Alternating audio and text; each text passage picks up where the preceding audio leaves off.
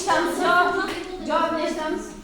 Sizlarning oilanglarda an'ana bormi? Masalan, an'ana degan aha, mayli. Qanaqa tug'ilgan kunlar, yangi yillar. Hayır, kunlarni nishonlaymiz, juda ham to'g'ri. Qarang, sizlar endi ana shu yangi yil, tug'ilgan kun shu an'analarni nishonlashimiz nima uchun kerak bizlarga? Bir-birimiz bilan mehr-oqibatni kuchaytirish uchun ziyoda qo'rqib qaytsan. Demak, bir-birimiz bilan mehr-oqibatni kuchaytirish uchun kerak ekan. Sizlardagi 5 ta sonar o'yinlarni kim aytgan? Sonar undashlardan boshlangan so'zmi? Meroslar, nishon munosabatlarida ro'y mehr bor. Juda ham yaxshi. Matn mazmunini kim aytadi? Birinchi matn mazmunini so'rashimiz kerak ekan. Matn mazmuni. Nima haqida matn? 78-mashq nima haqida ekan ta'kid? O'zbek millat Turib javob beramiz. O'zbek millatining narsalar haqida, urf-odatlari haqida. Juda ham yaxshi. Shovqinli 5 ta undashni kim aytadi?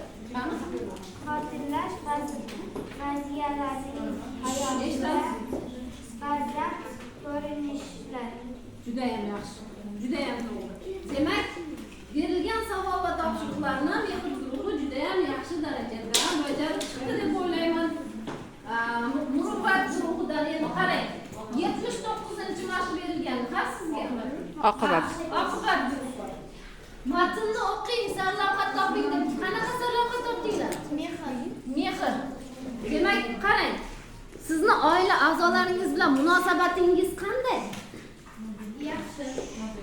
Hammaga savol. Oila a'zolaringiz bilan munosabatingiz qanday? Yaxshi, a'lo deydi. Qarang, do'stona munosabat nima uchun kerak bizlarga? Nima uchun do'stona munosabat? Mehrimizni kuchaytirish uchun. Demak, bir-birimiz bilan mehr-oqibatni kuchaytirish uchun bizlarga kerak ekan do'stona munosabat. Qarang, sizda ham matnga sarlavhani aytdik. Endi matndan shovqinli sonar undashlardan boshlanuvchi 5 ta so'z topish kerak edi, ham.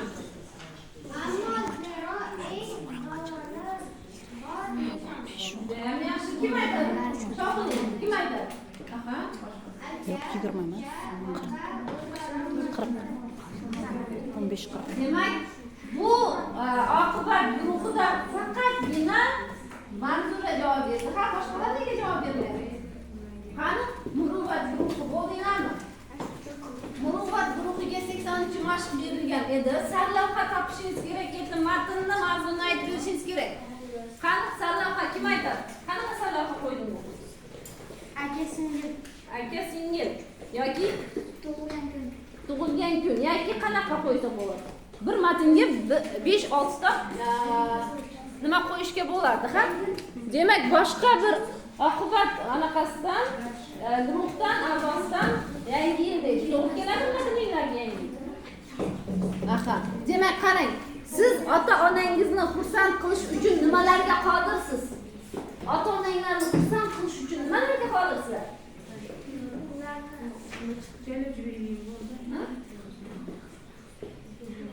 Sizni mana shu yerda o'qib, a'lo baholar olib uyga borsangiz, ota-onangiz xursand bo'ladimi? Ham to'g'ri. Demak, nega aytmaysiz? Undan tashqari yana nima qilib xursand qilsangiz bo'ladi? Yaxshi gap aytib, uy ishlariga yordamlashib,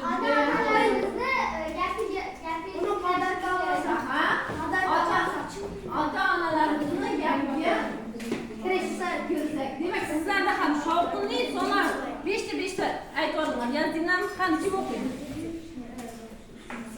Sonar tovushga. Dadalarda, ota-onalarda Aha, 5 ta. yuzlaridagi shodliklar. Shovqinliga kim aytadi? Jamil, shovqinliga 5 ta so'z. Boshqasi Zafar muborak. gaplashmaymiz.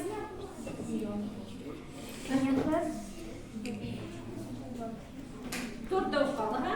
To'rtta qoldi. Demak, 5 ta emas, guruh bo'yicha ne boshqalar ayta olmaysizlar. Bittasi. Vaqtimizga deydi. Demak, endi guruhlar kim qanday javob berdi hozir ko'rdik. Demak, javob berganlar nima qiladi? O'ziga ball qo'shib qo'yadi.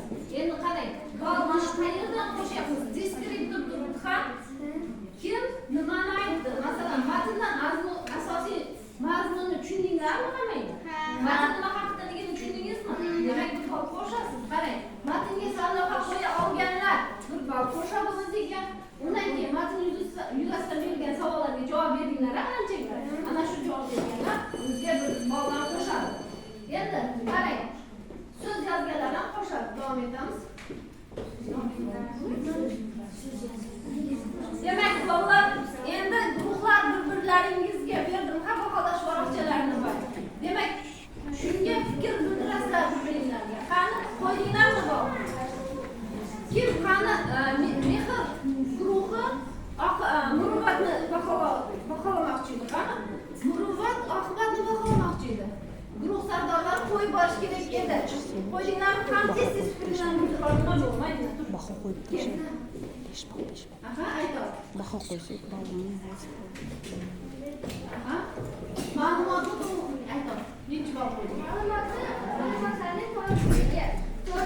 To'rt ball qo'yding. Nega 4 ball qo'yding? Bular faqatgina kim sevinchgina aytdi. Sizlar kimga baho qo'yasizlar? Mana ularga qanday javob berdi, shunga qarab qo'yib tashlayman.